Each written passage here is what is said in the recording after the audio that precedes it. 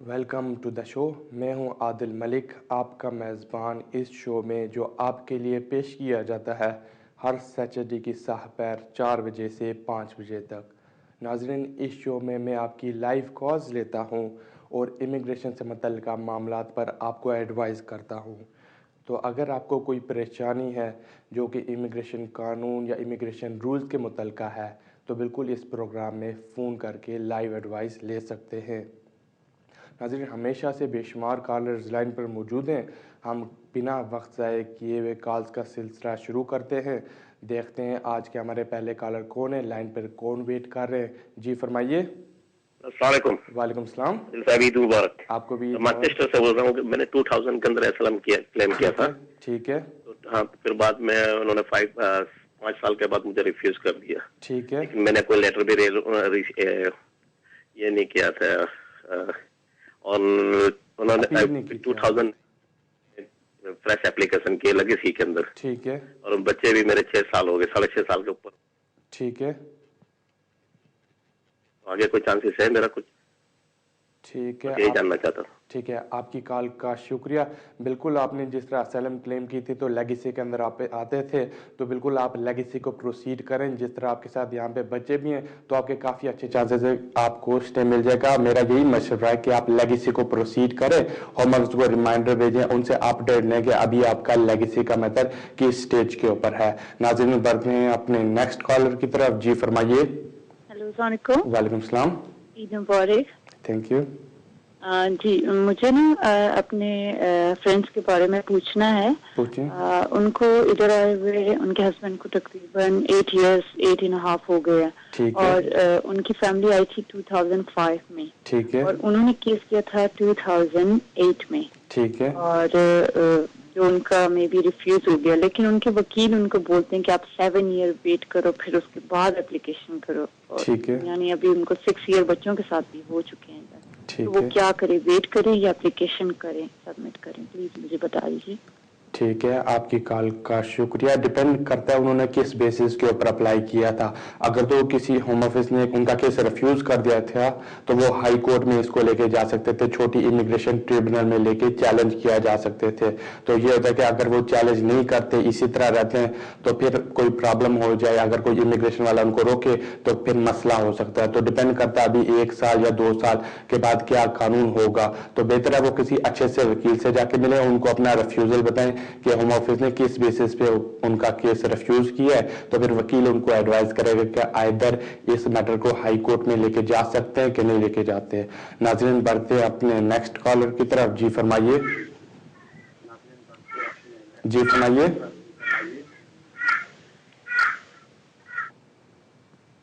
ناظرین، یہ کال ڈراپ ہوتی ہے، دیکھتے ہیں لائن پر کون ہے. جی فرمائیے. السلام علیکم. وعلیکم السلام. جی، میں پوچھنا چاہتی ہوں کہ میں نے اپنے ہسبینڈ کا اپلائی ویزے کے لیے کیا تھا. ٹھیک ہے. تو اس کا نا ریفیوز ہو گیا. مطلب ایک تو اس نے لکھ دیا تھا کہ انکم اس نے زیادہ لکھتی تھی. ٹھیک ہے. فارم فل کرتے ہوئے. ٹھیک ہے. اور دوسرا میرا جو کانٹریکٹ گھر کا تھا، وہ انہوں نے کہا کہ میرا 2007 میں کانٹریکٹ لیا تھا، وہ کہتے ہیں پرانا ہے. ٹھیک ہے.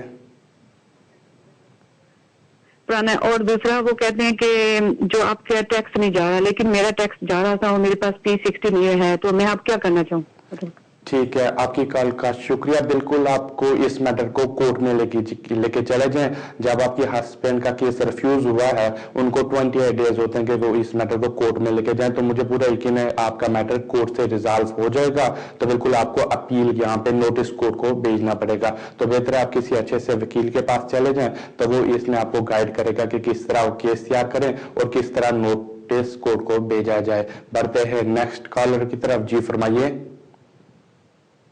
جی فرمائیے.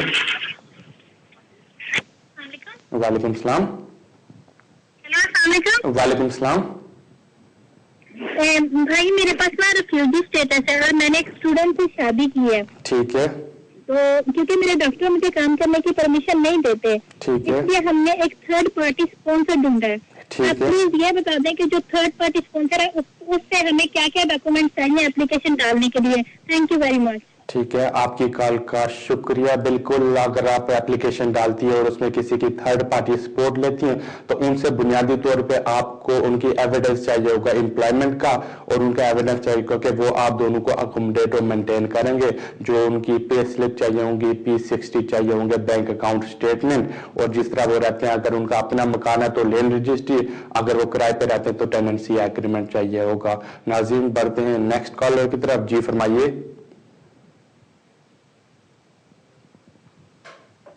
जी फरमाइए। हेलो जी।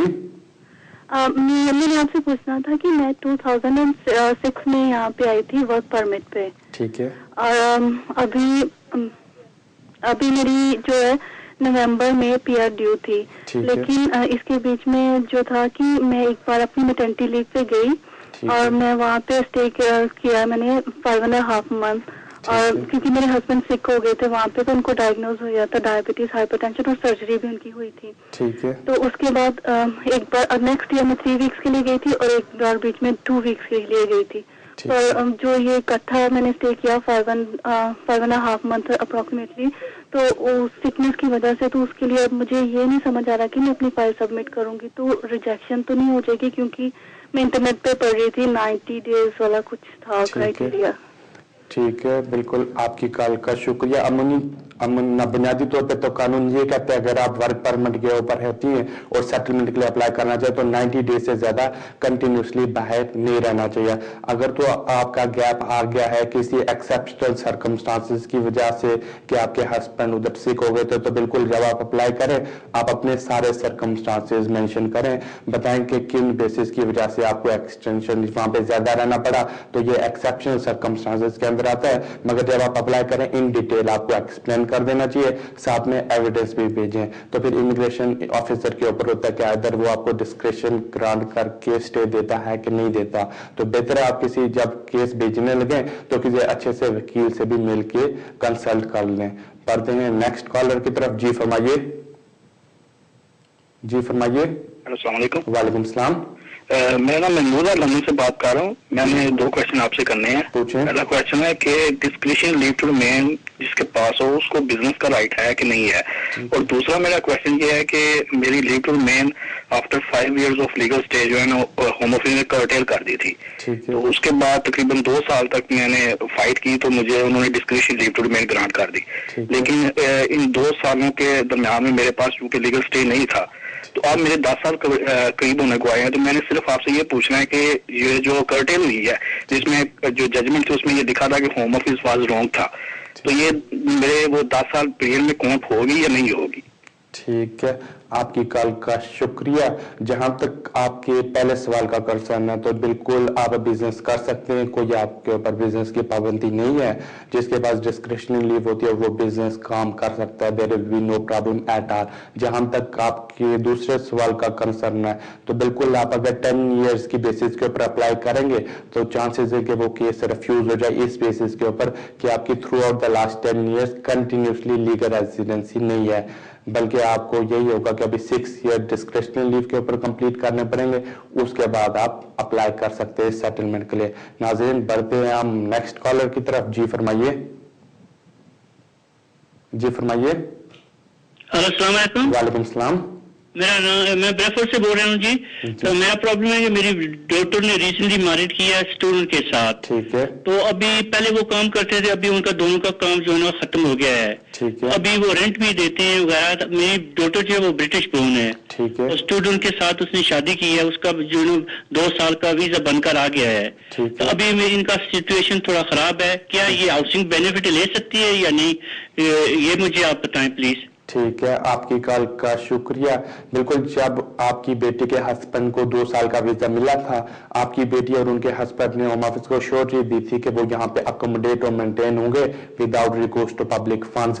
तो बिल्कुल वो अभी हाउसिंग बेनिफिट नहीं ले सकते। अगर तो लेते हैं तो जब वो जो आपकी बेटी का हस्बैंड सेटलमेंट के लिए अप्लाई करेगा तब प्रॉब्लम आ सकती है। तो बेहतर है कि वो हाउसिंग बेनिफिट अभी ना रहे। पढ़ते हैं नाजरीन नेक्स्ट कॉलर की तरफ। जी फरमाइए। हेलो। जी फरमाएं।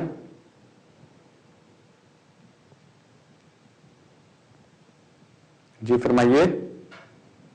नाज़रीन ये कॉल ड्रॉप होती है, हम देखते हैं लाइन पर कौन वेट कर रहा है। जी फरमाइए। अस्सलाम वालेकुम। वालेकुम सलाम। जी वजह एडवाइस चाहिए थी। जी पूछें। मेरी एक कजन है, उनको ना ILR मिली थी लेगेसी में। ठीक है। तो नेशनलिटी अप्लाई करना चाहते हैं। ठीक है। तो उनके जो सब सारे डॉक्यूमेंट्स हैं, बैंक स्टेटमेंट है, नेशनल इंश्योरेंस नंबर, बाकी सारे डॉक्यूमेंट्स, ठीक है, वो उनके नाम पे, खालिद जवेद के नाम पे। ठीक है। तो ILR पे उन्होंने जवेद खालिद कर दिया। ठीक है। तो आया कि वो नेशनलिटी ऐसे अप्लाई कर दें या वो पहले पेपर ठीक करवाएं? ठीक है, ठीक है, आपकी कॉल का शुक्रिया। डिपेंड करता है, वैसे तो इस तरह भी अप्लाई कर सकते हैं, जब नेशनलिटी का फॉर्म पूरा करेंगे तो वहां पे मेंशन कर दें कि इनका जो ओरिजिनल नेम है वो ये है, होम ऑफिस ने एरर से गलती से इनका नाम गलती से एंडोर्स कर दिया। दूसरा ऑप्शन ये भी है कि वो अभी होम ऑफिस को लिखें और उनसे इमिग्रेशन स्टेटस डॉक्यूमेंट जो है वो सही नाम के ऊपर इशू करा दें, मगर नॉर्मली उसमें 1-2 महीने लग सकते हैं। मेरा बेहतर मशवरा यही है कि वो नेशनलिटी के लिए अप्लाई करके कवरिंग लेटर में ये एक्सप्लेन कर दें, तो मुझे यकीन है कोई बड़ा प्रॉब्लम नहीं होगा। नाज़रीन बढ़ते हैं अपने नेक्स्ट कॉलर की तरफ। जी फरमाइए। जी फरमाइए। हेलो जी अस्सलाम वालेकुम। वालेकुम सलाम। जी मैंने ये पूछना था कि मेरे भाई ने एज ए स्टूडेंट एक्सटेंशन के लिए अप्लाई किया था। ठीक है। लेकिन आज उसे ना उसका रिफ्यूजल मिला है। ठीक है। उन्होंने सब कुछ ये कहा कि इस बेसिस ने ये रिफ्यूज किया है। मैं पता कर रही थी कि अगर हम लोग इसके लिए अपील करें, ठीक है, तो इसके लिए क्या प्रोसीजर है, हमें क्या करना चाहिए? ठीक है, आपकी कॉल का शुक्रिया। बिल्कुल, अगर आपके भाई की एप्लीकेशन रिफ्यूज हो गई है तो नॉर्मली उनको 10 डेज का टाइम देते हैं कि वो यहाँ पे कोर्ट में अपील कर सके। तो इसमें इनिशियली 10 वर्किंग डेज के अंदर कोर्ट को नोटिस भेजना पड़ता है, उनको बताना पड़ता है किस बेसिस के ऊपर वो अपील कर रहे, ग्राउंड्स ऑफ अपील बताने पड़ते हैं कि किन बेसिस के ऊपर कौन से बुनियादी होम ऑफिस ने गलतियां की है जिनको वो कोर्ट में लेके चैलेंज करेंगे। तो बेहतर है वो किसी अच्छे से वकील से जाके मिल लें, उनको अपना रिफ्यूजल बताएं, तो उसके बाद वकील एडवाइस कर देगा कि आइदर मेरिट्स हैं आगे कोर्ट में जाने के कि नहीं। बढ़ते हैं नाजरीन नेक्स्ट कॉलर की तरफ। जी फरमाइए। हेलो। जी फरमाइए। जी फरमाइए। हेलो। जी हेलो। जी फरमाइए, आपकी आवाज आ रही है नाजरीन? हेलो। जी फरमाइए। हेलो। नाजरीन बढ़ते हैं नेक्स्ट कॉलर की तरफ। जी फरमाइए। हेलो सर, मेरा नाम उस्मान है। जी उस्मान। मैं इलीगल हूँ, पर मेरे वाइफ और चिल्ड्रन जो है सिटीजनशिप उनके पास है, और मेरे वकील ने ह्यूमन राइट्स में आर्टिकल 8 में एप्लीकेशन दी है। ठीक है। क्या मुझे मशवरा देंगे प्लीज?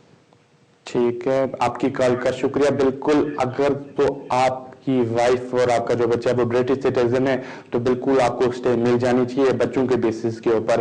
बेहतर है आप अप्लाई करें। तो अगर तो वकील ने अप्लाई कर लिया है तो उससे कहें कि होम ऑफिस को फर्दर रिप्रेजेंटेशंस भेजे कि आप बच्चे के बेसिस के ऊपर अप्लाई करना चाहते हैं, तो देखें क्या डिसीजन होता है। नाजरीन बढ़ते हैं नेक्स्ट कॉलर की तरफ। जी फरमाइए। जी फरमाइए। नाज़रीन बढ़ते हैं नेक्स्ट कॉलर की तरफ। जी फरमाइए। जी जी फरमाइए। हेलो। जी हेलो, अस्सलाम वालेकुम। वालेकुम सलाम। हेलो। जी फरमाइए। अच्छा। नाज़रीन बढ़ते हैं नेक्स्ट कॉलर की तरफ। जी फरमाइए। हेलो। जी फरमाए। हेलो, हाँ जी, मैं पूछना चाहती थी, मैं पासपोर्ट का अपना नाम चेंज किया था, पासपोर्ट दी कितनी फीस लगनी चाहिए? ठीक है, तुसा कोल केड़ा पासपोर्ट है? ब्रिटिश पासपोर्ट मेरा। ठीक है, नाम चेंज कर देता या करना है? नाम चेंज कर लेता है। कर लेता है, ठीक है, आपकी कॉल का शुक्रिया। बिल्कुल, अगर तो नाम आपने ऑलरेडी चेंज कर दिया तो आपको अप्लाई करना पड़ेगा। नॉर्मली उसकी बेहतर होगा 70। आप टीवी पे मेरा जवाब सुन ले। अगर तो आपने नाम ऑलरेडी चेंज कर दिया है तो बेहतर है आप फ्रेश पासपोर्ट के लिए अप्लाई कर दे। इसमें नॉर्मल फी इनकी 79 पाउंड होगी, बट एनीवे आप होम ऑफिस से कंफर्म कर दें कि एग्जैक्ट फी क्या होगी। नाज़रीन बढ़ते हैं नेक्स्ट कॉलर की तरफ। जी फरमाइए। जी फरमाइए। जी वालेकुम सलाम। जी मौसम, मैंने आपसे एक क्वेश्चन पूछना था। पूछें। एक्चुअली मेरा भाई यहाँ पे स्टूडेंट वीजे पे है। ठीक है। And he got married, like अभी उसकी शादी उसने की है तकरीबन 2-3 वीक हो गए हैं, और जो जिनसे शादी की है वो यहाँ की लाइक ब्रिटिश नेशनल है। ठीक है। And she got 2 kids as well, उनके 2 बच्चे भी हैं। Okay. So like she is on the benefits and everything, you know, house का benefits पे council की तरफ से ही है, and she is on benefits like for both kids and all. तो अभी like I'm just wondering, अभी मैंने अपने भाई का उनका अप्लाई करना है, तो उसके लिए उन्हें ये benefits वगैरह का डिक्लेयर करना पड़ेगा या उनको छोड़ने पड़ेंगे कुछ इस तरह से, प्लीज। ठीक है, और कुछ इन्फॉर्मेशन अगर दे दें। नो प्रॉब्लम, थैंक यू, आपकी कॉल का शुक्रिया। बिल्कुल, अभी जब आपका भाई अप्लाई करेंगे शादी की बेसिस के ऊपर, तो उनकी जो वाइफ है उनको ये सारे बेनिफिट छोड़ने पड़ेंगे, और बेहतर होगा कि वो काम करना शुरू कर दें, क्योंकि जब आपके भाई अप्लाई करें उनको ये सेटिस्फाई करना है कि उनकी जो वाइफ है वो इनको यहाँ पे अकोमोडेट मेंटेन करेंगे विदाउट बेनिफिट्स, किसी बेनिफिट्स के अलावा। तो उनको बिल्कुल अप्लाई करने से पहले सारे बेनिफिट्स छोड़ने पड़ेंगे। नाज़रीन, बढ़ते हैं नेक्स्ट कॉलर की तरफ। जी फरमाइए। हेलो, जी फरमाए। जी अस्सलाम वालेकुम। वालेकुम सलाम। जी मैं जो है एक सवाल पूछना चाह रहा था। मैं स्टूडेंट वीजा पे आया था 2004 में, और नवंबर 2006 में जो है मेरा वर्क परमिट इश्यू हुआ था, जो कि 23 नवंबर को, जो अभी मुझे मेरे ख्याल से अब मुझे ILR अप्लाई करना है। तो पहले तो ये मालूम करना था कि अक्टूबर में अप्लाई करूंगा मैं या नवंबर तक वेट करना चाहिए। और दूसरा ये कि 2009 में मेरी बेटी की पैदाइश हुई है यहाँ पे, मेरी वाइफ और मेरी बेटी डिपेंडेंट है यहाँ पे। तो मैं और मेरी वाइफ तो अपना इंडेफिनेट अप्लाई करेंगे, मगर क्या मुझे अपनी बेटी का इंडेफिनेट अप्लाई करना चाहिए, या पहले अपना वाइफ और अपनी बेटी का इंडेफिनेट अप्लाई कर दूं और उसके बाद जो है अपनी बेटी का डायरेक्ट जो है दूसरा प्रोसेस करूं उसकी नेशनैलिटी के लिए? ठीक है, आपकी कॉल का शुक्रिया। जहां तक आपके पहले सवाल का कंसर्न है, तो बिल्कुल आप जब आपका वीजा खत्म होने लगे उससे 28 डेज पहले अप्लाई कर सकते हैं। और जहां तक आपके दूसरे सवाल का कंसर्न है, तो बिल्कुल आपकी बेटी को अभी इंडेफिनेट के लिए आपके साथ अप्लाई करना पड़ेगा, क्योंकि वो डायरेक्ट नेशनलिटी के लिए अप्लाई नहीं कर सकती। पहले उनको इंडेफिनेट मिलेगा, उसके बाद वो ब्रिटिश पासपोर्ट के लिए अप्लाई कर सकेंगी। तो बेहतर है आपकी वाइफ और आपकी जो बेटी है वो साथ अप्लाई करें इंडेफिनेट के। नाज़रीन, बढ़ते हैं नेक्स्ट कॉलर की तरफ। जी फरमाइए। अस्सलाम वालेकुम। वालेकुम सलाम। यार मैंने पूछनी थी बस ये बात, एक्चुअल में ना मैं यहाँ पे 2001 में आया था, वेरी फर्स्ट टाइम मुझे 2 साल का वीजा मिला था मल्टीपल। ठीक है। तो उसके बाद मैंने 2 साल जैसे कैसे लाइक विजिटिंग पे मैंने गुजारे, आते जाता रहा मैं पाकिस्तान से। ठीक है। एंड सेकेंडली फिर मुझे 2003 में मुझे फिर दोबारा मिला मल्टीपल वीजा 5 साल का। ठीक है। जो 10 टाइम मैंने शादी कर ली यहाँ पर ब्रिटिश लड़की से, उसमें से माशाल्लाह 2 बच्चे भी हैं मेरे, लेकिन यार अभी तक कुछ ना सॉर्ट आउट नहीं हो सका उसका क्या उसे बोलते हैं नेशनलिटी का, और इस तरह का कुछ यानी कि कुछ बन नहीं पा रहा, पता नहीं क्यों, क्या वजह है, या शायद वो काम नहीं करती है, बेनिफिट्स पे है, ये वजह है या क्या चक्कर है? आप प्लीज इस पर मुझे बताएंगे। ठीक है, बिल्कुल, आपकी कॉल का शुक्रिया। अगर तो आपकी शादी हो गई है और आपकी वाइफ ब्रिटिश है और आपके 2 बच्चे भी हैं, तो नॉर्मली आपका केस काफी स्ट्रांग है, आपको केस भेजना चाहिए। मुझे नहीं पता इधर आपने कोई केस भेजा है या नहीं भेजा। अगर भेजा है तो वो कब रिफ्यूज हुआ, किस बेसिस के ऊपर रिफ्यूज हुआ, तो बेहतर आप अपने सारे जो डॉक्यूमेंट्स है वो किसी अच्छे वकील के पास लेके चले जाएं। वकील आपके डॉक्यूमेंट्स देखने के बाद एडवाइस करेगा कि आपके लिए बेहतर ऑप्शन क्या है। तो बिल्कुल आप इस तरह वेट ना करें, आप होम ऑफिस में किसी बेसिस के ऊपर अप्लाई करें, तो होम ऑफिस आपके सर्कमस्टेंसेस कंसीडर करके डिसीजन करेगा। नाज़रीन, बढ़ते हैं नेक्स्ट कॉलर की तरफ। जी फरमाइए। जी फरमाए। जी अस्सलाम वालेकुम आदिल भाई। वालेकुम सलाम।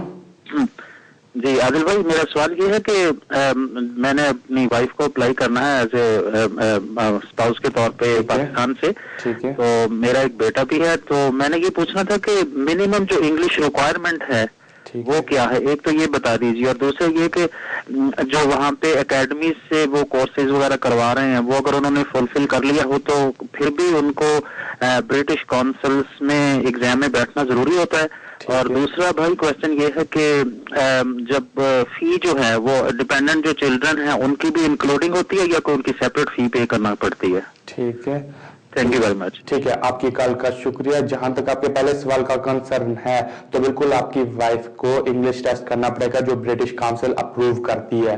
तो बेसिकली अगर तो वो पाकिस्तान में, तो वहां पे आईलेट्स एग्जाम है जो ब्रिटिश काउंसिल कराती है।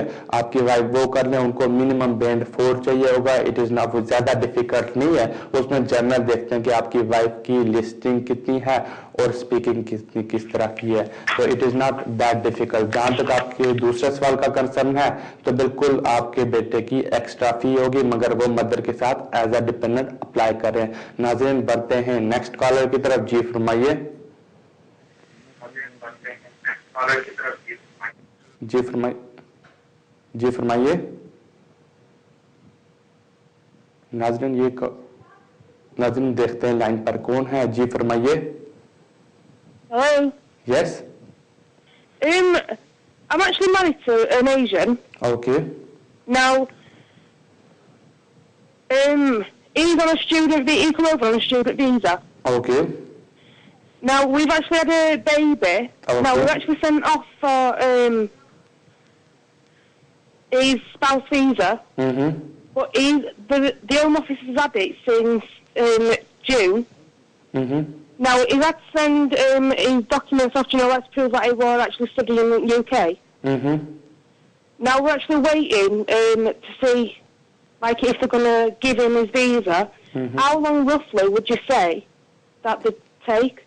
Okay, thank you for your call. If your husband's application is already pending with the Home Office, then it will roughly take around 3 to 4 months of time. So if you haven't heard from the Home Office, then you can always send them a reminder or you can ring them for update. Thank you for your call. ناظرین بڑھتے ہیں ہم اپنے next collar کی طرف. جی فرمائیے. جی فرمائیے. ناظرین یہ کال ڈراپ ہو رہی ہے. ہم بڑھتے ہیں نیکسٹ کالر کی طرف. جی فرمائیے. ہیلو. جی فرمائیے. جی ہیلو. جی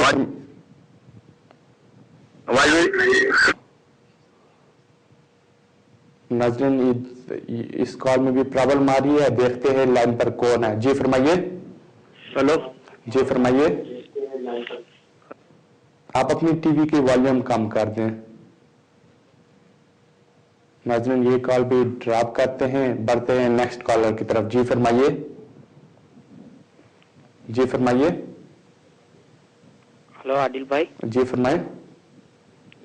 مجھے سوال کرنا تھا کہ میں نے جب میرج کیا ابھی ایک بیٹی 1 سال کے بعد اور میں ٹیکس کریڈٹ اور ویسے کلیم کیا ہے لیکن ابھی میں نے انڈیفینٹ نیکسٹ ایئر میرا 2012 میں مجھے اپلائی کرنا ہے تو یہ ٹیکس کریڈٹ اور یہ جو کلیم ہے وہ اس میں میری انڈیفینٹ میں پرابلم ہوگی یا نہیں یہ جاننا ہے بس پلیز. ٹھیک ہے آپ کی کال کا شکریہ. بالکل جب انڈیفینٹ کے لیے اپلائی کریں گے تو یہ پرابلم ہو سکتی ہے تو میرا آپ کو یہی مشورہ ہے کہ آپ فوراً سے پہلے یہ دونوں بینیفٹس بند کر دیں اور اپنے آپ کو اکوموڈیٹ کریں. ان بینیفٹس کے علاوہ خود آپ کام کرنا شروع کر دیں. ناظرین بڑھتے ہیں نیکسٹ کالر کی طرف. جی فرمائیے. جی فرمائیے. جی میرے 2 سوال ہیں. جی میں پوچھنا چاہ رہا ہوں میں تو برٹش سٹیزن ہوں. ٹھیک ہے. یہاں پہ میں اپنے کزن کو بلانا چاہ رہا ہوں پاکستان سے. ٹھیک ہے. اور وہ ایز اے اسٹوڈنٹ بھی آ سکتا ہے یا کیسے اس کو میں بلا سکتا ہوں؟ وہ BA کیا ہوا اس میں اور اکاؤنٹنٹ ہے پاکستان میں. ٹھیک ہے. تو میں کیا ڈاکیومنٹس مجھے چاہیے ہوں گے اور کیسے اس کو میں بلا سکتا ہوں اور تقریباً کتنی فیس اور کتنا خرچہ ہو سکتا ہے؟ لیکن سوال میرا یہ ہے کہ اگر میں اپنی فیملی کو بلانا چاہوں کیسے میری مام اور سسٹرز اور برادر کو تو اس کے لیے بھی کیا پروسیس ہے وہ کیا کرنا پڑتا ہے تو ان کی بھی کتنی فیس ہوگی اور کیا مجھے کون سے ڈاکیومنٹ چاہیے ہوگا؟ Thank you. ٹھیک ہے آپ کی کال کا شکریہ. بالکل اگر تو آپ اپنی فیملی کو مدر کو سسٹر کو بلانا چاہتے ہیں تو ان کو آپ فیملی وزٹ کے لیے یہاں پہ بلا سکتے ہیں. آپ کو بنیادی طور پہ یہاں سے اسپانسرشپ بھیجنی پڑے گی ساتھ میں اپنی امپلائمنٹ کا ایویڈنس اور اپنی بینک سٹیٹمنٹ بھیجنی پڑے گی. اور آپ کا جہاں تک دوسرے سوال کا کنسرن ہے اگر تو آپ نے اپنے کزن کو یہاں پہ اسٹوڈنٹ بلانا چاہتے ہیں تو بنیادی طور پہ ان کو کسی یونیورسٹی میں یا کالج میں یہاں پہ ایڈمیشن لینا پڑے گا. جب کالج کیش لیٹر ایشو کر دے تو اس کے بعد وہ پاکستان میں اپلائی کر سکتے ہیں. اور جہاں تک آپ کوشچن کر رہے ہیں کہ ان کی کتنی فی ہوگی تو بہتر ہے وہ پاکستان میں برٹش ہائی کمیشن سے چیک کر لیں تو وہ ان کو پاکستانی روپیز میں بتا دیں گے کہ اپلیکیشن کے کرنٹلی وہ کتنے چارج کرتے ہیں. ناظرین یہاں پر وقت ہوا چلتا ہے ایک بریک کا. آپ ٹی وی دیکھتے رہیے گا. چند لمحوں میں پھر حاضر ہوتے ہیں.